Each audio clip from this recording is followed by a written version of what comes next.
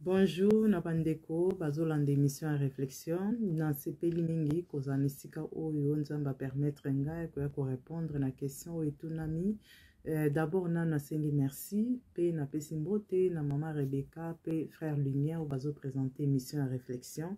Émission moko vraiment kitoko, bo continue toujours comme denge bozo tambola, en tout cas nzamba zana bino azana biso. Question et tout nami o ezali, est-ce que mutu abotamaka PD ou eza volonté en Zambie ou eza volonté en Zambie? Deuxième question, est-ce que ko voyager kotika libota na yo oke na mboka étranger, est-ce que eza malamu ou eza malamu te? Na question na oyo ko voyager wana eza malamu te ko voyager otiki mwasi noto mobile na yo yoko sala makambo na yo na mboka étranger. Ezali bo sala rebo créer relation ya bien te. Unité on esengeli bo sangana ou bo créer un moment où vous allez ensemble dans le présent et ko créer le même chose te ndenge yo tant aux en étranger. Malgré tout beaucoup solo na bino na ba téléphone, beaucoup mona na ba WhatsApp, na ba image, na ba photo, peu importe, mais ils aura le même te na soki ozali wana présent. Ozo monana, ozo observer famille na yo, ozo observer moi si noto mobile na yo, to bana na yo, nesika bazali, poye ba nini zo manqué, moi si nanga ou bien nini zo manqué mobile nanga, nini zo manqué bana nangai, na tango za musika, c'est un peu difficile pour observer ba réaction na ou bien pour pesa bana no éducation pour ça la ba sortie na bana na yo, faut communiquer na bana na yo, donc ça makambo moko esengeli sala mapo union na bino etikala toujours en bon état, donc esengeli faut boza la place moko tango yo za musika kuna ekosimbate donc eza bien te to ba relation bongo mingi pe ba sukaka toujours mabe.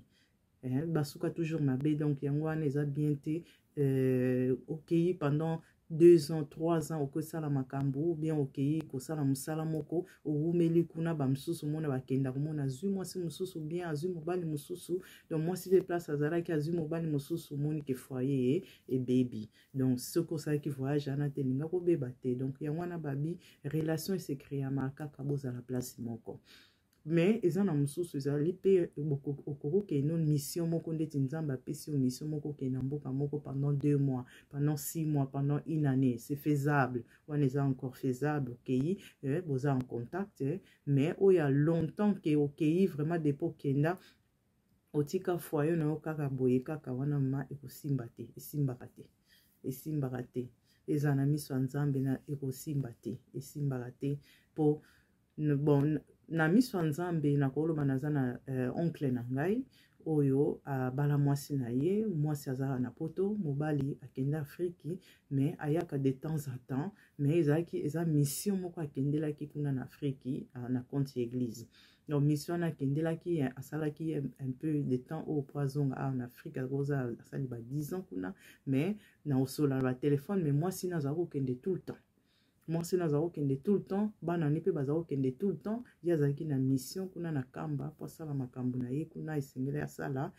Donc bana bazako kende na ko voyager komona papa bango, mama pa zako kende komona mbali na ye, mama donc a éduqué bana selon parole o ya papa zai koloba a éduqué bana, donc malgré tout musika mais et salamaki, mais o eza un peu difficile ceux qui bosambela kate eza difficile, donc même ata bosambela ka ya un moment donné eko simba karate eko simba te, yango wana eza bien te que papa kende kuna po bana un moment bazana na besoin d'affection, maman pas a besoin d'affection, mais papa tango yoza kuna na mboka na étranger ça les 6 mois eko simba te deti na lobi ko ya oncle na ngai akenda, mais asolorana bana mama éduqué bana bien tout le temps bana bazako kende mama zako kende, mais malgré tout bana bakoli na éducation à bien, mais affection ne sengela ki bana bazwa affection au moins c'est sengela ki azwa de tous les jours azako zwangote, donc il y a quelque chose, donc il y a comme si il y a un manque, il y a un manque en elle, il y a un manque na katia bana, donc eza manque wana siko ikoko créer ba biloko moko na futur ya bana, ikoko créer loko moko na katia mwasi, mais tellement zane soumise a oloba na ite a obimisa mota kotika ngo laisser passer, pourquoi elle connaît Dieu. Donc, il y a certaines choses, donc, photo évitaka. Donc, photo évitaka, eza mama te. La deuxième question, oyo, est-ce que mutabo tamaka pédé, lesbien, eza volonté en Zambé? Eza volonté en Zambé te. Eza volonté en Zambé te, mutabo tama pédé. Pourtant, Nzamba ke la kabiso ayebi déjà que mutu oyo akobima, mwasi, mobali, akozala boye. Donc, mission na ye déjà et komama déjà. Ce que autant yo ye etant que mobali, autant que mwasi, oye na mukili oyo, mission na ye zali fozala mwasi. Mission na ye zali fozala mobali. Mais ce qu'on a ki mobali na yo oke na ba relation sexuelle na mobali. Na mwasi na yo oke na ba relation na basi. Ce que semence wana o esengeli esalama entre mwasi na mobali o esalaka ki nzamba pamboli libala et kozala te pourquoi pour bino moye bo multiplier mokili ezate. Pour déjà d'abord nzamba lobi dès le début akeli mobali na mwasi bo se multiplier. Sikoyo est-ce que mwasi na mwasi bakoki ko se multiplier? Question naka photo se poser o eza ce que eza malamu ou besa malamu te. Mwasi na mwasi bakoki se multiplier te, mobali na mobali bakoki ko se multiplier te. Donc c'est impossible. Donc eza volonté ya Nzambe te. Mais est-ce que tu peux retirer bango musika na biso? Non. Faut to linga bango. Ndenge na Bible na 1 Jean c'est na bosanité c'est aimez-vous les uns les autres. Na linga passage en tellement mingi alobi car l'amour vient de Dieu et toute personne qui aime est née de Dieu et connaît Dieu. Celui qui n'aime pas n'a pas connu Dieu. Donc yo mutu olingi mutu oyo azana ba envie na ba sentiment ya moninga ni mobali tango yo oyebi nzambe ozolinga ete, donc ça veut dire tu ne viens pas de Dieu.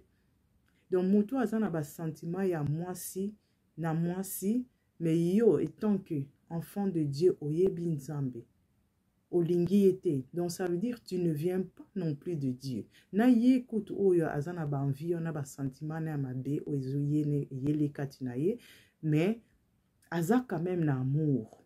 Na yo oyo yebi nzambe ozo kolakisa ye amour wana te. Donc pour cela, il faut to lakisa bango amour wana. Donc ndenge nzambe alobi, bo linga bango, bo pesa bango affection sans parole. Donc to linga bango po baza ba être humain. Ba ye na mission na bango esengeli basala. Mission na sikoyo babungi nzela na travers mission na quelque part eloko moko esalamaki bien te, babungi nzela bazongi na le passé pour ba vivre vie na bango oyo bazaki ko vivre par exemple na vie na bango le passé. Donc le passé na bango ekomi ndeti vie na bango le présent. Or que yaza déjà na corps ya mwasi ou bien na corps ya mobali sengeli a vivre na corps na ye ndenge nzamba peseli mission na ye accomplirango. C'est ko ye a ke tout à fait au côté. Donc c'est ko bisonde mutu o to ebi nzambe. To lobi ke toza des enfants de Dieu, toza na amour. Donc photo la kisa bango amour wana, photo pesa bango affection pour na bazonga na droit chemin. Donc, elingolo bate que ceux qui aza pédé, ceux qui aza lesbien, que aza démoniaque, non. Ils en ont encore sentiment moko ye la kabango ba misusu ba lobaka depuis bon moi na zali na sentiment na pourquoi bazali na sentiment na pourquoi pour bazoti kala toujours fermé na les passé na bango na vie o ba vivaki avant ba ya na mokili oyo pour bon wana na zolo ba bongo na ponga na croyaka na réincarnation. To se réincarna kana katia vie oyo. Donc to uta ki na vie na biso na vie na oyo dans le passé, ozala ki par exemple mwasi. Oye na vie na oyo ya sika, o vivre lokola mobali. Siko esengeli o vivre lokola mobali. Mais siko yo siko ozo vivre lokola mobali, mais oza na makambo lokola ya mwasi, o na vie na passé, lokola ozala ki mwasi par exemple mission na yo o sengela ki osala na vie na passé, o silisa ki angote, a siko oye siko na vie yo etant que mobali, ozo lingo continue toujours na mission alors que mission na déjà c'est silaki.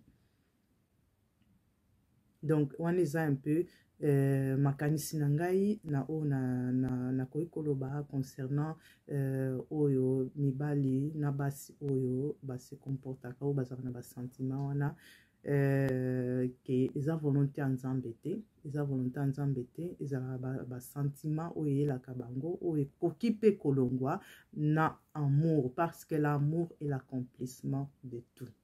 Donc c'est ça. En tout cas, nzambe abatela bino yango wana na répondre na des questions et tout na maki. Ba bonne semaine à tous. Au revoir.